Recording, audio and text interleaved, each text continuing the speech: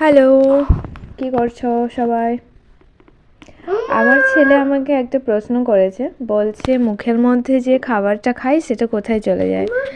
তো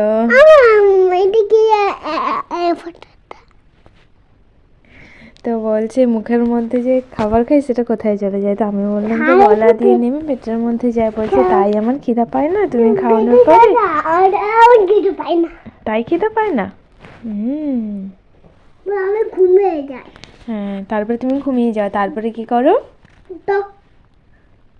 আমি ঘুমিয়ে এরকম করে এগুলো খেলাগুলো আমি ভুলে মানে ঘর বানাই।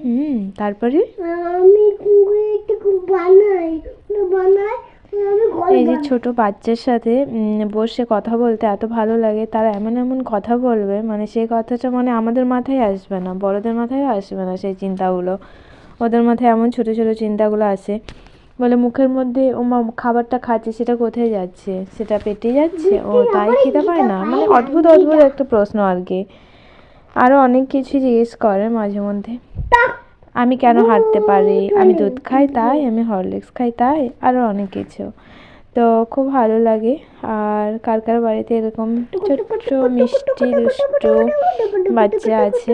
আমার তো খুব ভালো লাগে বাচ্চাদের সাথে সময় কাটাতে। তো আমি সারাদিন কাজকর্ম করার পর যে টাইমটা ফাঁকা থাকি সে টাইমটা ওই যে বসে বিভিন্ন রকম কথা বলি। চলো টাটা।